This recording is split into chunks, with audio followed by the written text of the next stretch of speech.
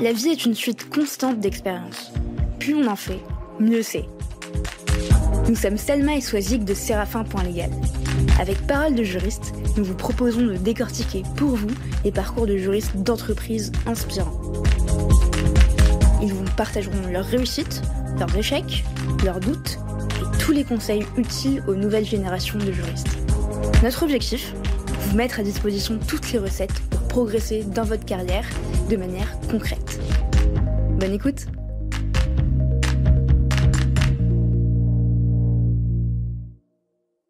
Bonjour Sophie. Bonjour Sophie. Bonjour Selma, bonjour Swazik. Comment ça va ?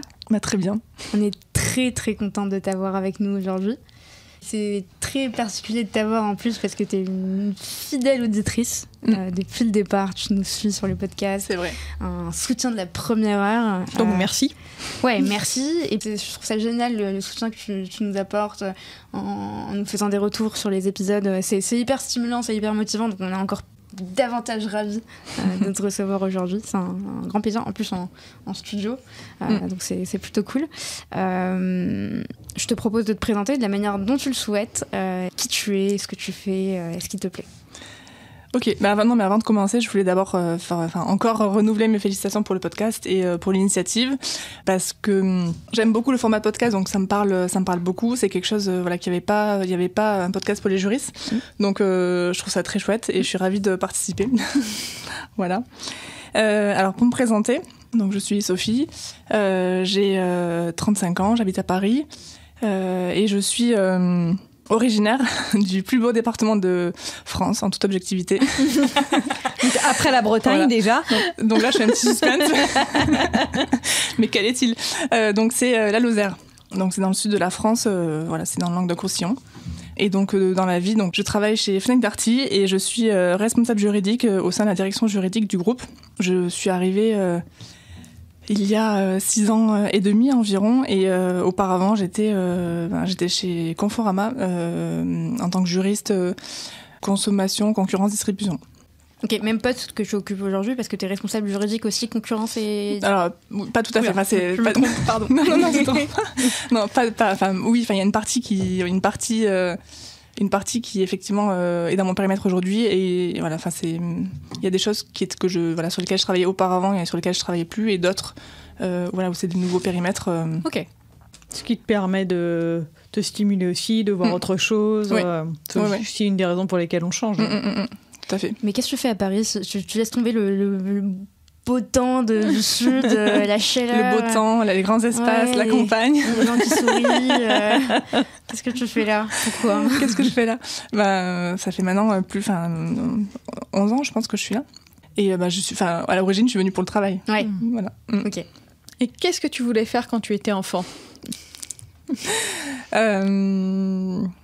Alors, d'aussi loin que je me souvienne, parce que je sais pas, j'ai du mal à resituer à quel moment j'avais cette envie-là, mais c'est quelque chose à laquelle je pense quand on me pose cette question. C'est alors rien à voir avec le domaine juridique, absolument rien à voir, et rien à voir avec ce que j'aimerais faire aujourd'hui, si je faisais pas du droit. Donc c'était puéricultrice. Ok. Et pour quelle raison ? Parce que je pense que j'aime bien déjà les enfants, et puis je pense j'ai pas mal de personnes à la famille qui sont dans le domaine médical, paramédical, et je sais pas si c'est lié à ça ou pas, mais voilà, puéricultrice. Alors que je ne projette absolument pas aujourd'hui puéricultrice. Et alors aujourd'hui, si tu faisais pas du droit, tu ferais quoi ? Je sais pas.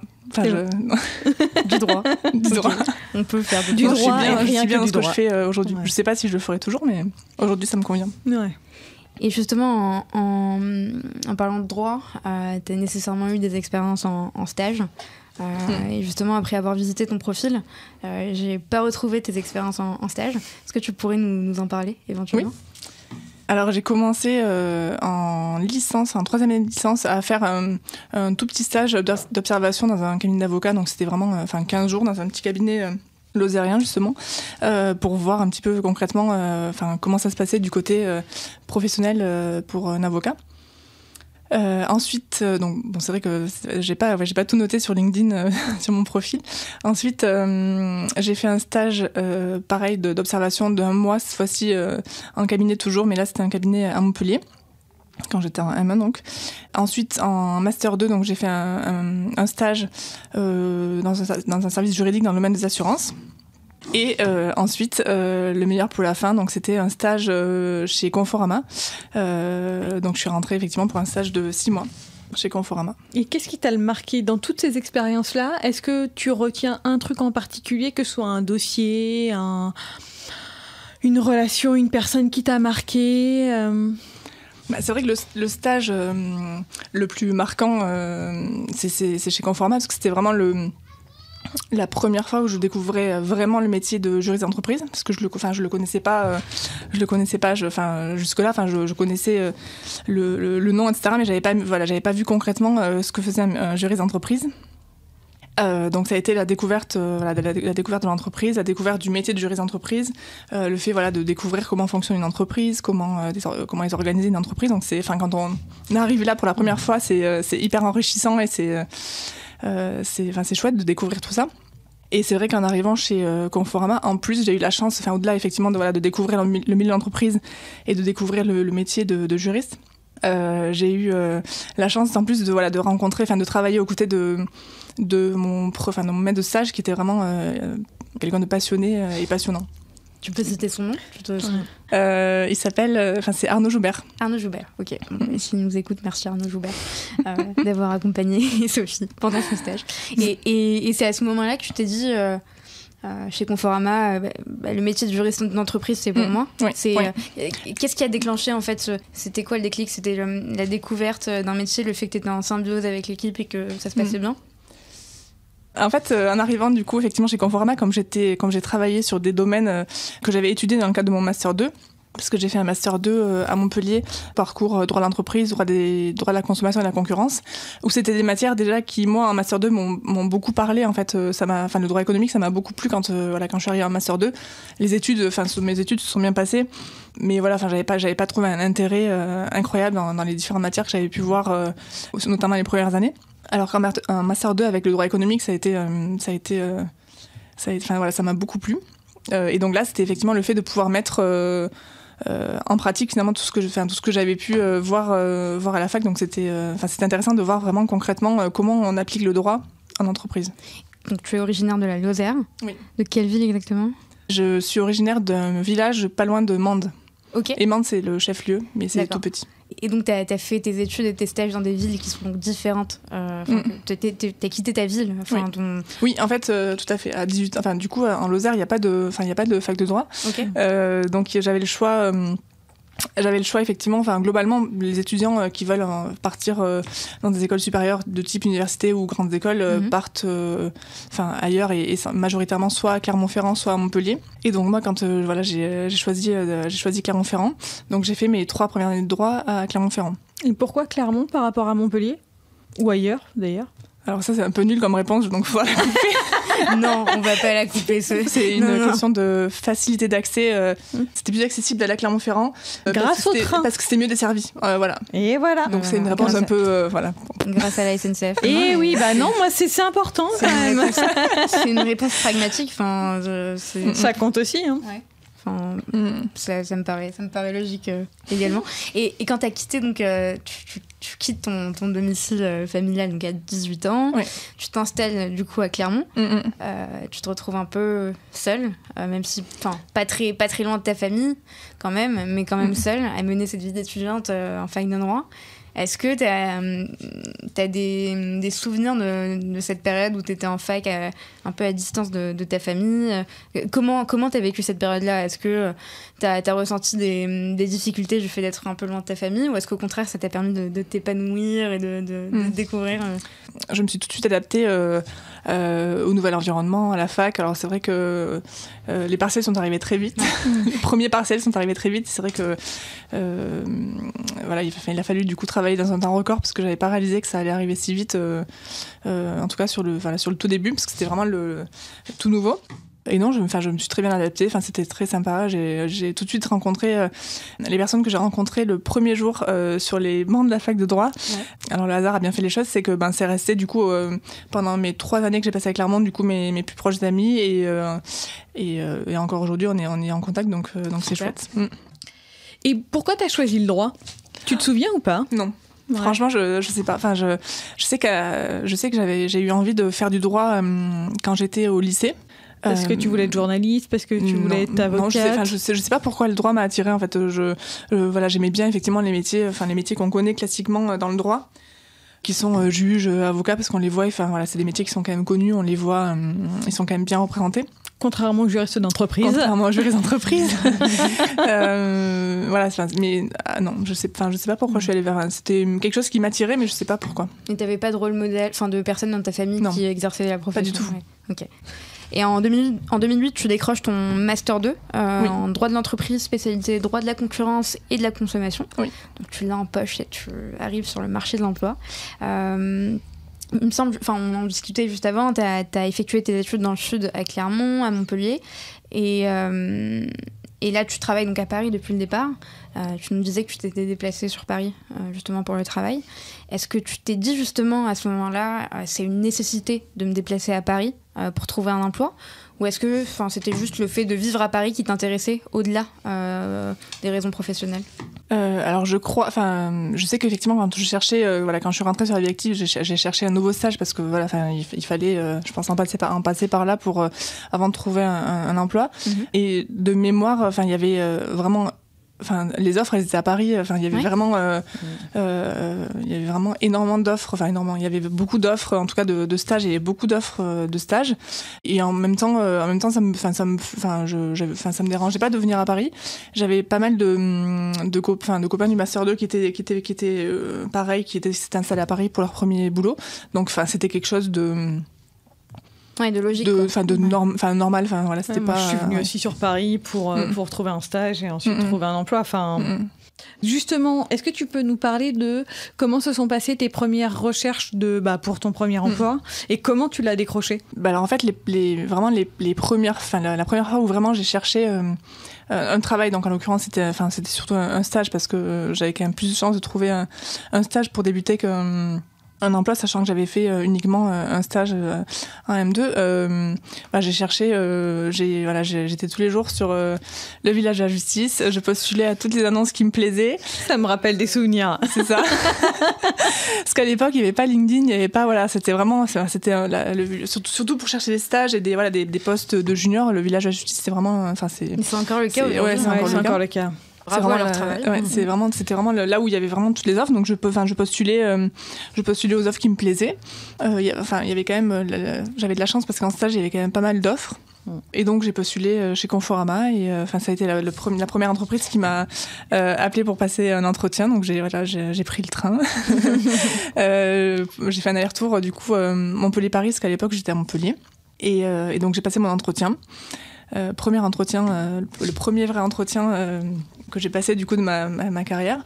Et comment tu t'es sentie? T'étais stressée? Ah oui, j'étais très stressée. Ça devait être horrible ce trajet en train. Très stressée. Parce qu'en plus il a fallu effectivement prendre le train, ensuite prendre le RER parce que Conforama c'est en banlieue est et non, très stressée. Et au final tu l'as décroché? Et au final on m'a appelé quelques jours après et j'étais vraiment super contente. Ouais.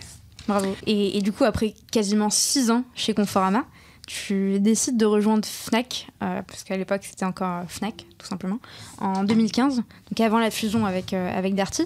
Ça doit être un super challenge pour des juristes comme toi qui sont spécialisés dans la distribution, puisque Fnac, donc aujourd'hui Fnac Darty, est un des acteurs majeurs de la grande distribution en France et une des marques préférées des Français. C'est le cas, figure tout le temps dans les classements. Et je sais que, en tout cas moi quand je suis arrivée en France, et même avant d'arriver en France, la Fnac c'était vraiment limite un espace culturel à part entière au-delà d'un simple magasin. En tout cas c'était la vision que j'avais, c'est la vision que j'ai de la Fnac. Et donc tu as accédé au poste de responsable juridique, pôle contrat, distribution, concurrence, et sauf erreur de ma part, il s'agit de ton premier poste à responsabilité et avec des personnes à manager. Est-ce que c'est une opportunité qui s'est présentée à toi ou est-ce que tu es allé la chercher, c'est-à-dire que tu as vu une offre, tu as postulé, ou est-ce qu'on t'a recommandé? Comment ça s'est passé et comment tu t'es préparé pour occuper ce rôle de manager que tu n'avais jamais occupé avant? Parce que j'imagine qu'avant d'entrer en poste, tu as dû te dire j'ai dû te poser plein de questions, j'en sais rien, mais de vouloir te préparer à ça. Oui. Alors j'ai été contactée par un chasseur de tête qui effectivement avait qui recherchait du coup quelqu'un pour un poste de responsable juridique. Donc on a eu un premier échange. J'ai très rapidement compris que c'était pour Fnac. Mhm. Alors moi il se trouve que Fnac, voilà, c'est pareil, c'est une entreprise qui me faisait envie de base parce que c'est une belle marque, il y a une notoriété. En plus Conforama et Fnac ont une histoire proche puisque avant c'était des enseignes qui appartenaient au groupe PPR, donc au groupe Kering. Donc il y avait quelque chose dans le groupe, au sein de Conforama, il y avait une attirance en tout cas pour l'enseigne Fnac et l'entreprise Fnac.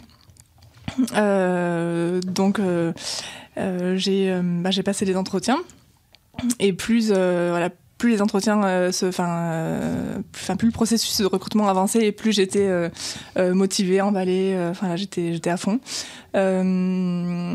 Donc j'ai rencontré du coup la directrice juridique, j'ai rencontré la personne qui assurait le poste en intérim. J'ai rencontré les RH, j'ai passé des tests de personnalité et au bout du bout, j'ai eu la chance du coup de décrocher ce job. Et donc j'étais vraiment j'étais ravie parce qu'à ce moment-là en fait j'étais pas en recherche de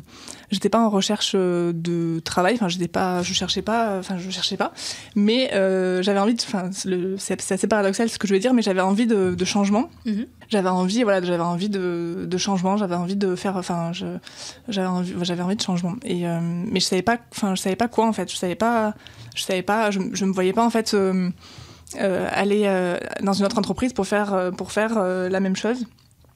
Et c'est vrai que du coup l'opportunité qui s'est présentée à moi, ça a été vraiment comme la révélation de ce que je voulais faire ensuite comme next step. Et aujourd'hui, en quoi consiste ton poste et tu manages combien de personnes ? Je pense que ce serait intéressant d'avoir ton point de vue sur le fait j'exerce mon métier de juriste, on va dire seul avec mes dossiers, et ensuite je passe à manager, qui est quand même un autre métier pour moi. Du coup, comment t'as géré cette transition-là ? Donc, je vais commencer par répondre du coup sur effectivement mon poste aujourd'hui, mon périmètre. Donc, moi, je suis responsable juridique du pôle concurrence, distribution, services et opérations. On est organisé du coup au sein de la direction juridique par pôle de compétences. Donc juste pour préciser du coup à quoi ça correspond, parce que c'est pas forcément des termes, tous les termes ne parlent peut-être pas. Donc bon, concurrence pour le coup je pense que c'est clair pour tout le monde. Distribution, c'est effectivement les relations entre du coup nos fournisseurs d'achat marchand et donc nous. Les services, donc ce sont effectivement les services en interne, ce sont les services, c'est la direction des services qui est en charge de tous les partenariats et de toute l'offre de services qu'on revend en magasin. Et les opérations, donc c'est un peu large, c'est le transport, la logistique, les flux, la livraison réseau dernier kilomètre. La direction des achats indirects. On a aussi une activité de B2B, donc Fnac Darty Pro, qui s'adresse à des clients professionnels. L'activité de cuisine avec toutes les problématiques de livraison, etc. Donc c'est mon périmètre en termes, d'un point de vue donc périmètre. Dans le cœur du métier de la Fnac finalement, parce que c'est votre activité principale sur le sujet de la distribution. Oui, c'est ça. Oui. Okay. Et après en termes alors pour préciser du coup ce que je fais concrètement dans ces périmètres, au niveau du droit de la concurrence, donc c'est l'analyse de la conformité avec le droit de la concurrence, le droit des ententes et le droit des concentrations, des activités et projets de croissance interne en France et des projets de croissance externe pour les pays dans lesquels le groupe est présent. Pour le périmètre distribution, services et opérations, donc moi je suis en charge de définir les stratégies juridiques pour répondre aux enjeux des clients internes. Je gère, en tout cas dans mon périmètre, je gère et coordonne les projets et les risques juridiques significatifs. Et on est en charge du conseil juridique aux opérationnels dans les phases projet et contentieux. Donc ça, c'est pour effectivement le périmètre compétences juridiques. Et depuis quelques années, maintenant, j'ai la chance du coup de pouvoir travailler sur des missions transverses au sein de la direction juridique. Et donc notamment, par exemple, ce que j'ai fait, c'est piloter différents projets. Donc un projet de politique contractuelle et digitalisation des processus contractuels, de mise en place d'une politique juridique. Des projets visant à améliorer du coup la gestion, le management des risques juridiques, la politique de recours aux avocats, la veille des legal tech, la gouvernance des données juridiques, voilà. plein de choses. Plein de choses. Super intéressant. Plein de choses à faire. C'est ce que j'allais dire, plein de choses intéressantes. Oui, il y a plein de choses à faire et plein de choses intéressantes. Au niveau effectivement de l'équipe, de mon équipe, donc il y a 3 juristes, on a 2 stagiaires juristes et une paralégale, enfin une assistante juridique paralégale, voilà, qui sont sur le périmètre. Et donc pour le coup j'ai beaucoup de chance parce que c'est une équipe qui est au top. J'ai la chance notamment pour certaines de les suivre depuis que je suis arrivée, des managers depuis que je suis arrivée, donc c'est très chouette. Et alors pour répondre à la question effectivement de savoir comment on passe entre guillemets qu'est-ce qui change entre effectivement le fait d'être juriste et le fait d'être responsable juridique. Alors je vais parler pour moi parce qu'effectivement j'imagine que c'est hyper variable et qu'en fait finalement ce que je dis souvent c'est que le titre un titre en fait donné peut varier d'une entreprise à une autre et d'un poste à un autre et d'une fonction à une autre et que c'est pas il faut regarder aussi ce que fait la personne plus que le titre. Mais quand je suis arrivée chez Fnac, alors il y avait effectivement la partie, il y avait vraiment tout le management. Là pour le coup c'était nouveau. En revanche après j'ai continué plus ou moins à faire de la façon dont je faisais avant. Je traitais des dossiers. Et après en 2018. Ouais, je crois que c'est en 2018, oui. Là, à ce moment-là, en fait, on a vraiment réorganisé les périmètres au niveau de l'équipe. Où là, effectivement, j'ai confié j'ai réorganisé les périmètres au sein du pôle, où effectivement, voilà, parce que ce que j'ai pas dit, c'est qu'en 2017. Donc en 2016, il y a eu le rapprochement entre Fnac et Darty. En 2017, en milieu d'année, en juin 2017, donc on a une nouvelle directrice juridique qui est arrivée, avec pour premier objectif de la fusion des directions juridiques Fnac et Darty. Nathalie Dubois. Oui. Okay. Oui, donc c'était effectivement le moment où il y a eu les fusions, parce que entre le rapprochement et 2017, il y avait encore les 2 directions juridiques qui coexistaient. Donc il y a eu le premier step de fusionner les directions juridiques, de réorganiser les directions en une seule direction juridique avec une nouvelle organisation du coup. Et donc là effectivement il y a eu une revue des périmètres. Donc moi pour le coup c'est vrai qu'avec le rapprochement de Darty, j'ai pu en plus découvrir de nouveaux périmètres que je connaissais pas auparavant. C'est vrai que la partie service c'est quand même stratégique pour Darty. Il y a aussi de la partie sourcing du coup avec effectivement les bureaux de sourcing qu'on a en Asie. Donc c'était des nouveaux domaines, donc c'était très intéressant de pouvoir découvrir ça finalement 2 ans après avoir pris mon poste. Ça permettait de pouvoir évoluer au niveau des périmètres. Et avec cette réorganisation des périmètres, tu as récupéré d'autres personnes Oui. Ok. Oui. Ouais, et donc c'est vrai que c'est là, en fait, c'est pour ça que je me remettais en tête tout ça. Donc en 2017, effectivement, nouvelle direction juridique. Et moi, on s'est laissé un petit peu le temps de voir, de voir en tout cas moi comment j'organisais les choses au niveau de mon périmètre, justement avec effectivement le fait d'avoir intégré de nouveaux juristes.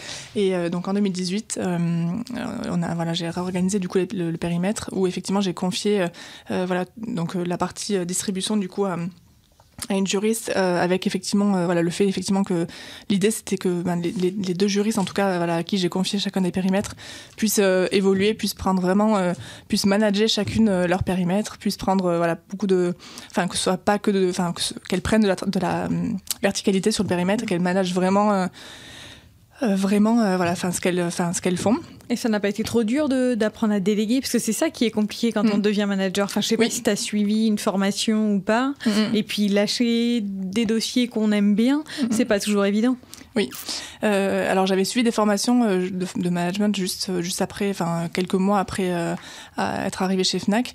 Mais c'est vrai que, ce que je veux dire, c'est un peu bateau, mais il y a rien de mieux finalement que de vivre les choses et de les mettre, de les mettre en application, parce qu'en fait c'est là où c'est concret, on ressent les choses. Et effectivement comme tu dis, en fait oui, déléguer ça veut dire lâcher des petits bébés qu'on aime bien pour effectivement les confier à quelqu'un d'autre. Mais en même temps ce qui est pour le coup encore plus, je trouve, stimulant, gratifiant. Enfin, c'est effectivement l'idée, c'est que chacun soit en mouvement et que voilà, surtout que personne ne stagne parce qu'on est quand même sur des profils Bac+5. Donc l'idée, c'est effectivement de pas stagner, de toujours être en mouvement et de progresser, d'évoluer. Et donc la suite logique par rapport effectivement à aux 3 ans que j'avais passé chez Fnac puis chez Fnac Darty avec la réorganisation, la fusion des directions juridiques, c'était effectivement de réorganiser les périmètres, de pouvoir effectivement confier du management à une juriste, puisqu'effectivement il y a une juriste qui reporte à une juriste. Voilà. Ok. Et avec tout ce que tu me dis, je comprends que les campagnes de négociation avec les fournisseurs constituent un objectif clé chaque année pour vous. Chez Séraphin, on connaît bien ces problématiques, notamment avec certains de nos clients, dont notamment Leroy Merlin, et à quel point ça peut être chronophage, complexe, en l'absence de bons process, de bons outils. Tu m'avais parlé il y a quelques semaines d'une petite anecdote où vous vous étiez retrouvés obligés de switcher d'outils à un certain moment, un peu en urgence, est-ce que c'est le bon terme ou pas ? Oui, ouais, on n'est pas dans des délais contraints. Dans des délais contraints. Dans des délais assez contraints, d'accord. C'est le terme. Ok, très bien, dans des délais assez contraints, politiquement correct. Pour une fois que je peux être politiquement correcte.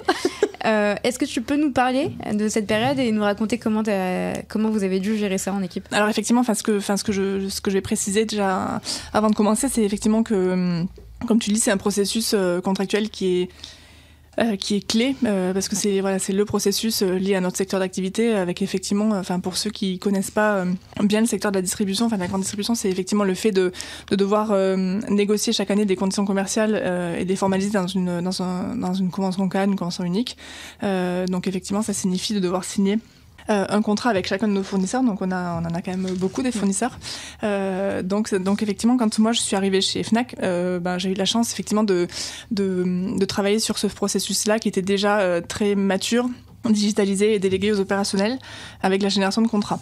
Je crois que Fnac était sur ce processus en génération automatique depuis 2009, donc c'était quand même des précurseurs. Ouais. Et donc effectivement, courant 2017, toujours, on a effectivement appris, on a été informé effectivement par l'éditeur qui voulait arrêter la maintenance, et du coup il a souhaité résilier le contrat. Il a arrêté l'outil, la solution. Donc effectivement, en fait, il y avait en gros 2 options.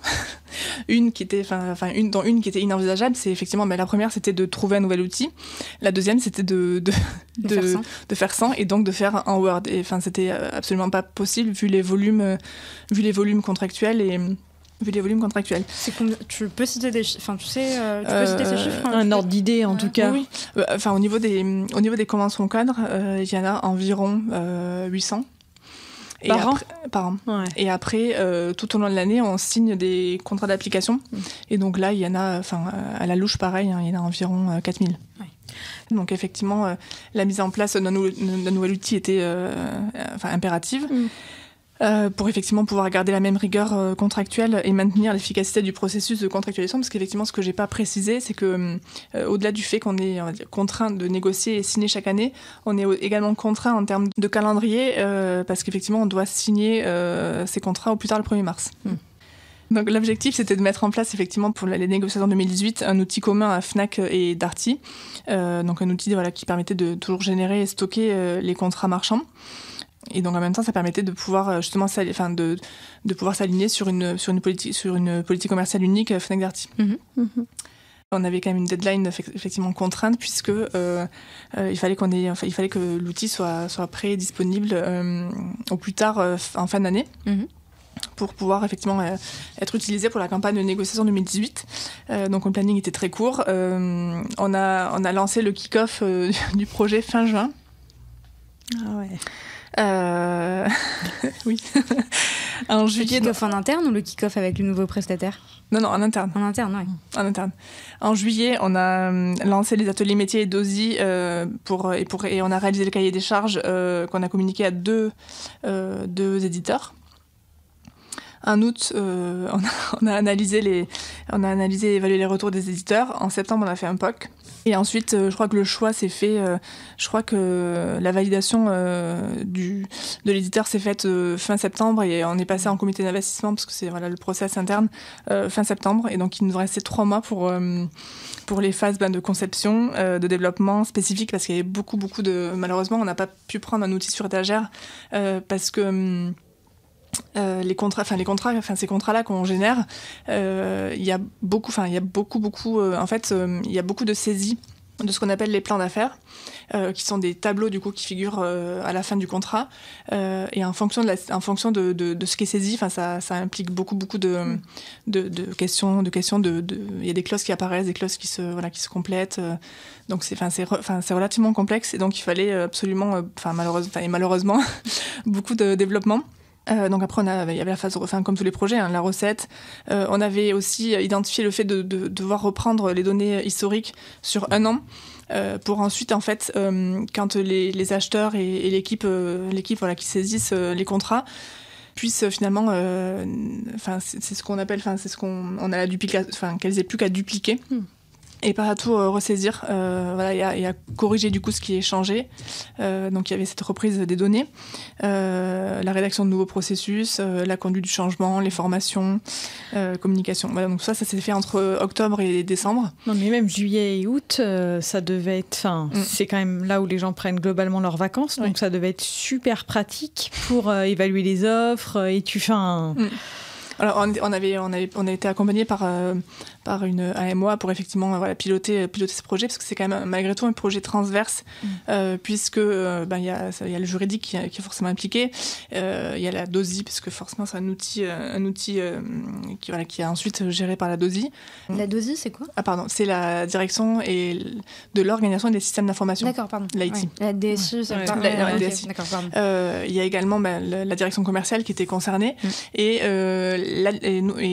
l'administration commerciale en interne qui chez nous, et les personnes qui sont chargées de gérer administrativement les contrats, donc de saisir, etc. Et ton AMOA, c'était un interne ou un externe ? Un externe. Un externe, ok. Ouais. Genre un cabinet de conseil ou en transfo. Ouais, d'accord. Et c'était quoi du coup ton rôle toi à ce moment-là Moi, mon rôle, alors en premier lieu, ce qu'on a dû faire, comme c'était un outil, comme on utilisait un outil depuis longtemps, finalement on n'avait pas toutes les règles de gestion en fait qui étaient dans l'outil. Donc il a fallu finalement repartir du contrat et de la saisie et tout réécrire entre guillemets. Pour ensuite pouvoir du coup le mettre dans l'outil parce qu'effectivement derrière en fait c'est un processus qui est vraiment délégué aux opérationnels. Donc nous de notre côté direction juridique, on est chargé effectivement de mettre à jour la trame, dispenser des formations, etc. Et après une fois que le contrat il est dans l'outil est là en fait pour sécuriser et verrouiller effectivement en tout cas ce que peut faire la personne qui va saisir dans l'outil pour générer le contrat. Et puis ce changement d'outil, ça devait être en plus de ta charge de travail, je suppose. Oui, donc ça m'a beaucoup occupée pendant en tout cas en particulier de septembre à décembre parce qu'effectivement en juillet, août, c'était beaucoup avec la MOA pour les allers-retours. Avec les éditeurs, les questions, le jeu de questions-réponses pour effectivement savoir si on a bien compris. Mais oui, il y a eu un gros travail et notamment effectivement de tout réécrire et pour savoir ce qu'on mettait dans l'outil et toutes les règles, le fait d'effectivement si on a saisi quelque chose, si on a saisi une donnée, ça signifie qu'on peut pas saisir celle-ci, mais on peut saisir celle-là, pour effectivement garder la sécurité juridique au niveau du contrat. Et tu as une idée du temps que ça a pu te prendre, je sais pas, par semaine, par mois? C'est compliqué à évaluer. Mais vraiment sur ces 4 mois là, ça m'a pris quand même beaucoup de temps. Il y avait beaucoup de réunions, d'ateliers, Ouais. Et du coup, comment ça s'est passé pour permettre à l'équipe d'adopter ce nouvel outil ? Est-ce que vous avez mis en place des choses ? Quel plan de communication ? Alors, ce qu'on a fait, c'est qu'on a fait participer pas mal de personnes à la recette. En tout cas, la recette, elle s'est faite vraiment de manière beaucoup plus large que le comité projet. Ça permettait aussi, en fait, déjà de permettre aux personnes de prendre connaissance de l'outil, de commencer un peu à l'adopter, de pouvoir se former, entre guillemets, dessus déjà en amont. Donc il y a eu pas mal de sessions de recettes. Et ensuite, il y a eu des formations qui ont été dispensées. Ok, très clair. Et ton outil allait jusqu'à la signature électronique ou est-ce que ça s'arrêtait avant en fait ? Quand on a mené ce projet, on s'est arrêté avant la signature électronique parce qu'en termes de planning, en fait, on pouvait pas aller jusqu'au bout. Et sachant qu'en plus, en février du coup 2018, on a fait la V2 du projet, c'est-à-dire en tout cas sur le dernier trimestre, on s'est concentré sur les conventions cadres. Et ensuite, on a travaillé donc de la même chose, mais pour les contrats d'application. Donc voilà, il y avait une V1 qui était en termes de timing très urgente. Et la V2, effectivement, sur les contrats d'application. Vu les délais contraints que vous aviez, il a fallu, je pense, déterminer les champs prioritaires. Oui. Et après, effectivement, mais comme tu le dis, la signature électronique, c'était effectivement le dernier pas pour digitaliser à 100% ce processus. Et donc ça, on l'a fait en 2018. Pour... je crois qu'on l'a mis en place en 3 mois, à partir du moment où on a commencé à en parler, jusqu'au moment où c'était prêt. Pareil, on a fait ça au dernier trimestre. Et effectivement, on a mis en place la signature électronique avec une API du coup entre notre outil et DocuSign. Et du coup, les retours des utilisateurs en interne, comment ça s'est passé ? Est-ce qu'ils ont été un peu réfractaires ? Parce qu'un changement d'outil, c'est un changement de mentalité, c'est un changement d'habitude, donc c'est pas toujours évident. Ou est-ce que ça a été plutôt bien perçu ? Parce que voilà, Fnac Darty et je dirais moderne, et digital, et voilà. Alors au niveau du changement d'outil, pour les personnes qui étaient des anciens Fnac, c'était, on va dire, ça allait de soi en fait. Alors forcément, il a fallu s'habituer au nouvel outil et prendre ces nouvelles marques, etc. Mais en tout cas, ça allait de soi de travailler, de générer les contrats de manière autonome via un outil. La conduite du changement, elle a été, en tout cas, plus forte sur les ex-Darty, parce que côté Darty, avant, ils n'étaient pas digitalisés, donc ils travaillaient sur Word. Donc là, pour le coup, c'est vraiment un vrai changement. Un gros changement. Mais ça s'est bien passé. Et pour la signature électronique, là, pour le coup, ça a été... alors, il y a eu quelques toutes petites réticences, on va dire, qui ont duré quelques secondes, on va dire. Et ça a été forcément hyper bien adopté. Des réticences sur la valeur légale, par exemple ? Non, sur juste le fait de changer, de changer de process, voilà, de changer la façon de faire les choses. Mais une fois que la personne elle a vu comment ça se passait avec la signature électronique, il n'y a eu plus aucune réticence. Et pourtant, c'est tellement bien d'aller porter son parapheur, préparer le parapheur, porter le parapheur, récupérer le parapheur. C'est quand même une tâche à forte valeur ajoutée. Et ce qui est du coup chouette, c'est effectivement comme on a tout ce processus contractuel qui est vraiment digitalisé. Après, la suite logique, c'était effectivement de déployer de manière plus large la digitalisation des contrats au niveau du groupe. Et ce qui est bien aussi pour nous, c'est qu'on pouvait capitaliser sur des prescripteurs, puisque effectivement, on avait des personnes en interne qui étaient déjà digitalisées, qui signaient électroniquement. Donc c'est vrai que c'est assez facile dans ces cas-là de pouvoir poursuivre en fait cette digitalisation. Ouais, quand tu as des ambassadeurs, ce sont les meilleurs. C'est encore mieux qu'une formation, parce que il va évangéliser. Il va évangéliser les équipes en interne, et du coup, ça se passera beaucoup mieux. Et comment ça se passe en termes d'archivage des contrats ? Parce que du coup, vous en avez une masse quand même. Vous avez un endroit centralisé ou c'est encore chacun garde ses contrats, même s'ils sont digitalisés ? Au niveau de l'archivage des contrats, donc c'est vrai qu'effectivement on avait des pratiques assez hétérogènes à la base, et donc on a effectivement travaillé sur la mise en place d'une politique contractuelle qui notamment, entre autres effectivement donnait les règles sur le qui fait quoi dans le processus contractuel entre l'opérationnel, l'acheteur et le juriste. Et donc on a effectivement précisé du coup par rapport au stockage, à l'archivage, qui doit les stocker et où. Donc en l'occurrence, quand c'est un contrat qui est effectivement dans l'outil, le stockage se fait dans l'outil. Et s'il a été signé en papier encore, là pour le coup c'est, même signé en papier, en fait il faut le stocker sur l'outil. Oui, d'accord. Oui, tu scannes et tu remets sur l'outil. C'est vraiment c'est vraiment l'outil qui nous sert de GED, de GED des contrats tech. Et si tu avais un conseil à donner aux personnes qui se lancent dans ce type d'opération ou dans une transformation digitale, tu Tu dirais quoi? Dans une démarche plutôt de digitalisation de leur contrat, pour être exact. Ce serait quoi un conseil ou un écueil à éviter? Je dirais qu'il faut commencer par faire un diagnostic. Un diagnostic, donc aussi bien au niveau de la direction juridique, enfin en tout cas pour les questions de maturité digitale de la direction juridique, comme des parties prenantes en interne.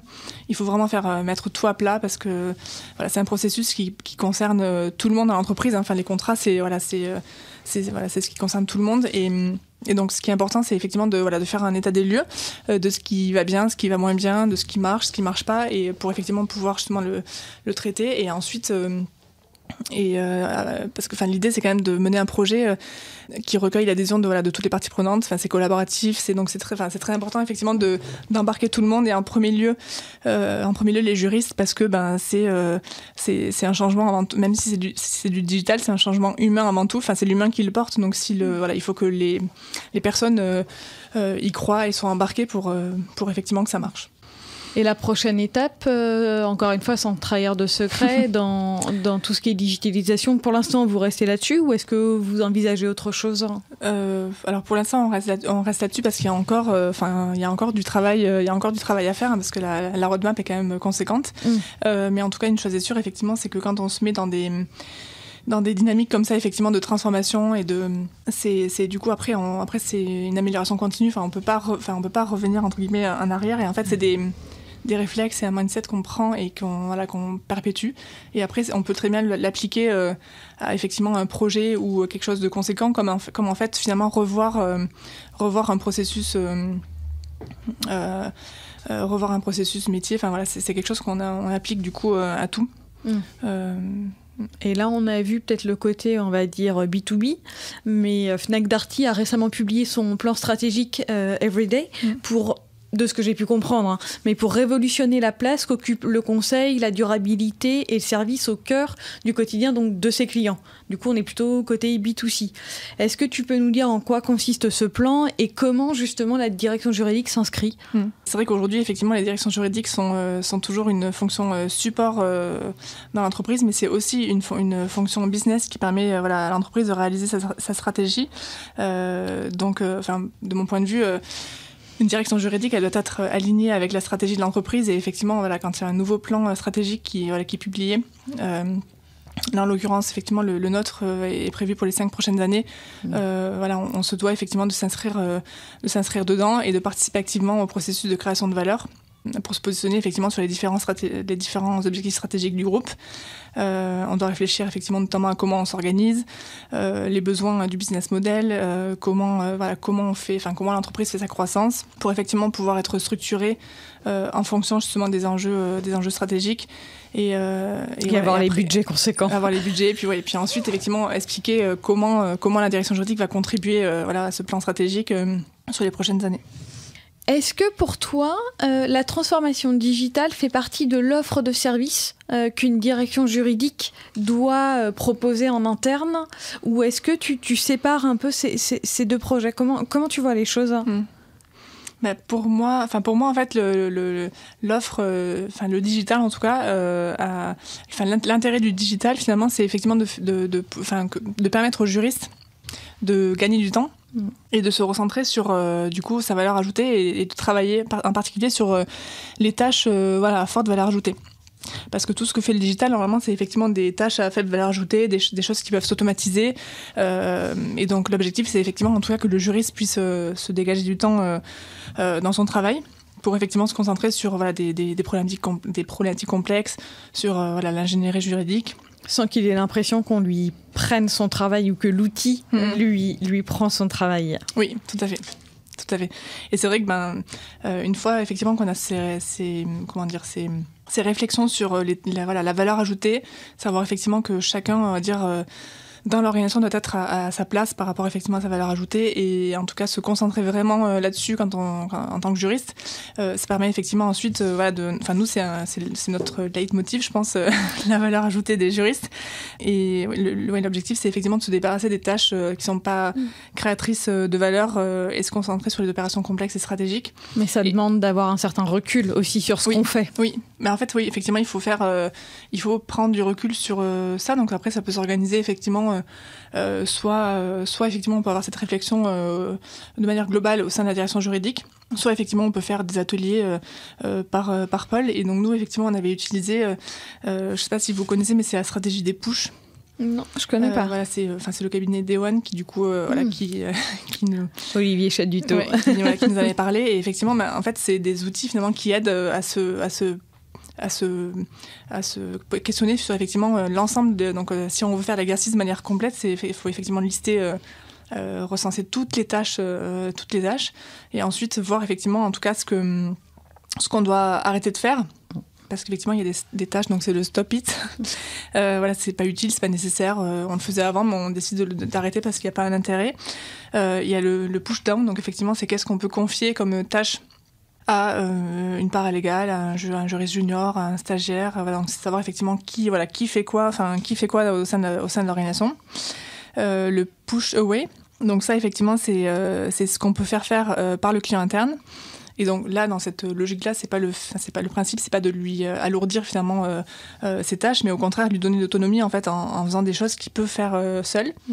Le push-out, donc ça c'est effectivement ce qu'on peut confier à des prestataires externes et en particulier du coup les cabinets d'avocats. Il y a évidemment le volet Digitize It, donc ça on avait quand même pas mal parlé.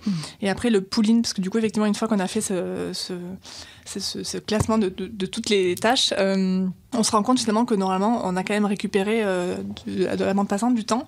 Et donc c'est effectivement qu'est-ce qu'on peut réinternaliser au sein de la direction juridique. Donc ça peut être des sujets comme structurer la veille juridique, mais ça peut être aussi du coup réussir à dédier du temps aux juristes pour la formation continue des juristes, parce que c'est quand même un axe important pour les juristes effectivement de continuer à se former tout au long de leur carrière comme peuvent le faire les avocats. Donc c'est effectivement quelle est l'offre de formation continue des juristes, et donc ça peut être aussi un moyen justement de trouver en tout cas le temps pour que les juristes puissent se former. Mais en tout cas ce qui est important c'est effectivement de se dire quand il y a une tâche, un dossier, finalement en fait il faut vraiment le segmenter pour savoir qui fait quoi en fait dans ce dossier. C'est hyper intéressant comme méthode. Quand tu listes tout, la méthode c'est le push, et donc tu as push out, push down, digital it, stop it. Ok. On mettra en description de l'épisode les différentes étapes, les différentes catégories. Et ça après c'est une fois qu'en fait on a adopté, parce que ça on fait le travail on va dire une fois quand on veut le faire vraiment de manière globale, et après c'est finalement des réflexes qu'on acquiert au fur et à mesure. On peut même à la limite effectivement prendre un temps dédié avec l'équipe justement pour revoir du coup ces stratégies de push, et voir effectivement une fois qu'on a fait le travail il y a 1 an, il y a 2 ans, il y a 3 ans, c'est tout le temps, et après il faut prendre le temps de se poser dessus et de réfléchir, et puis de se dire finalement il y a plein de choses qu'on voulait arrêter ou qu'on voulait du coup soit effectivement confier à des clients internes, confier à des prestataires externes, et on se rend compte que en fait ça nous allait, et on est content parce qu'on voit qu'on a avancé, et quand on refait l'exercice il y a de nouvelles choses encore. C'est quelque chose qu'on fait en permanence, qu'il faut avoir en tête de manière générale quand on travaille, et comment on s'organise, surtout le qui fait quoi, et bien segmenter effectivement les tâches d'un dossier. Mais on parle souvent d'audit SI pour par exemple protéger son système d'information pour éviter les cyberattaques, mais je pense qu'il faut le faire aussi pour son service juridique. C'est quel type de contrat, et le faire régulièrement, une fois par an. Je pense que c'est dans un monde idéal, mais au moins régulièrement. Au moins tous les 5 ans, ça me paraît hyper long, mais en même temps, le temps passe tellement vite. Ça change très vite, donc c'est vrai que 5 ans, ça me paraît beaucoup. Non, c'est beaucoup. Après, c'est juste comme je le disais, c'est des réflexes, des réflexes à acquérir, et évidemment de toujours se questionner sur qui doit le faire. Alors, dernière question avant de passer à la dernière partie du podcast. Quels sont les challenges et les objectifs que tu voudrais réaliser, qu'on pourrait te souhaiter pour la suite ?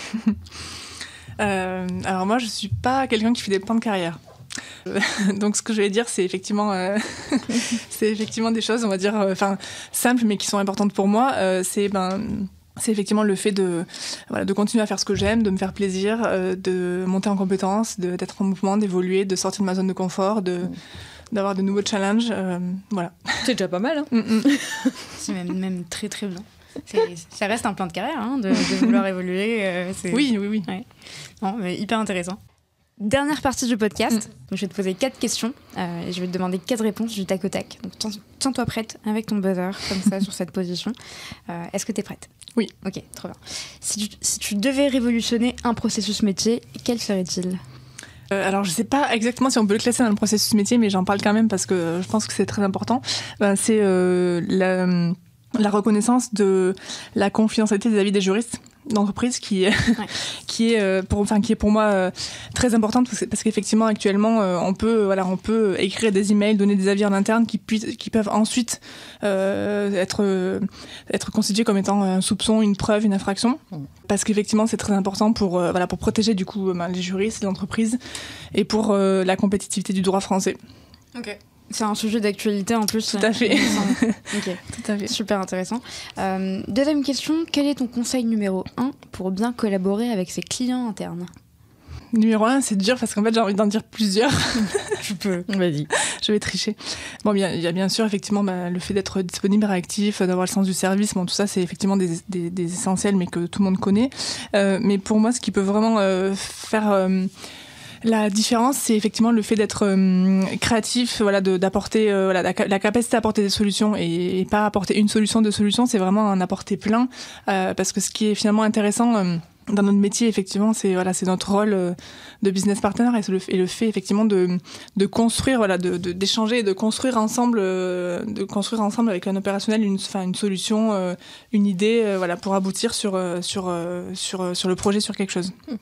Et c'est ce qui aussi, je pense, cette capacité finalement à innover, à être créatif, à avoir toujours des solutions, c'est ce qui contribue aussi en interne, je pense, à diffuser la culture juridique.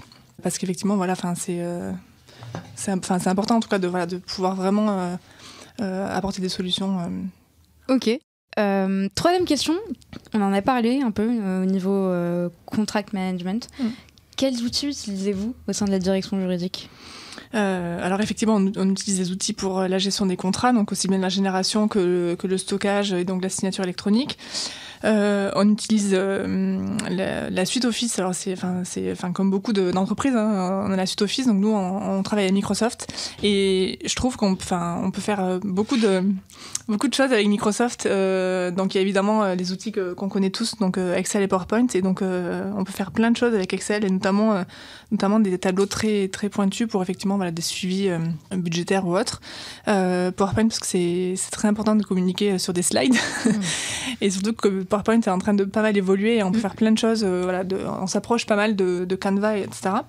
Et il y a aussi des nouveaux, entre guillemets, c'est pas tout à fait nouveau, mais c'est des outils qui sont vraiment rentrés dans les usages depuis un an. Donc, c'est les outils collaboratifs, Teams, Planner, qu'est-ce que j'ai pas, SharePoint. Voilà. Et ensuite, après, en termes d'outils, c'est vraiment les outils ou c'est des procédures, etc. Ça peut être des procédures, si tu veux, si t'en as en tête. Pas obligé. Et après, donc ça, c'est pour la partie, effectivement, outils vraiment digitaux. Et ensuite, effectivement, il y a après, les process, ça peut être très large, mais c'est des politiques contractuelles, des politiques juridiques.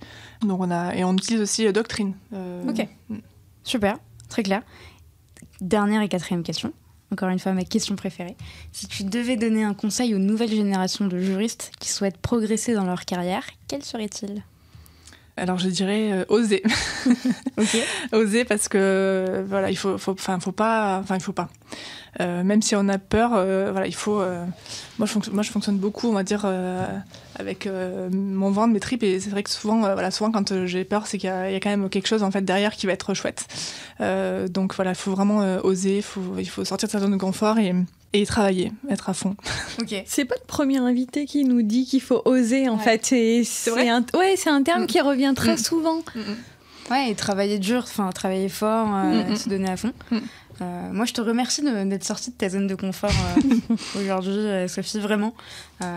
Parce que je sais que c'est pas l'exercice le plus facile, surtout quand on l'a jamais fait. Oui. Je sais que j'ai dû le faire, mais dans un tout autre contexte, de l'autre côté du micro aussi, et sur un sujet un peu plus personnel. Je sais que c'était un peu plus compliqué. Enfin, c'était compliqué de le faire alors même que tu vois, je co-anime un podcast avec Sophie. Donc merci beaucoup. Merci pour tous tes conseils, pour tout ce que tu nous as expliqué. Merci à vous. Et merci, vraiment merci de nous soutenir depuis le début, d'écouter les épisodes, d'être là et de nous faire des retours. J'espère que avec plaisir. Merci. Que le tien et les prochains aussi te plairont. En tout cas, on compte sur ton soutien. Et puis je te souhaite une bonne fin de journée. Merci à vous aussi. Très bonne soirée. À bientôt. Au revoir. Merci d'avoir écouté cet épisode jusqu'au bout. N'hésitez surtout pas à le partager autour de vous, ou encore comme moi, à inciter vos collègues à s'abonner au podcast. Si l'épisode vous a plu, laissez-nous 5 étoiles ou un commentaire, ça nous fait toujours extrêmement plaisir de lire vos retours. Enfin, si vous souhaitez découvrir comment Séraphin Légal révolutionne le secteur du contract management grâce aux nouvelles technologies, rendez-vous sur séraphin.légal, section « Demandez une démo ». Merci encore et à très vite.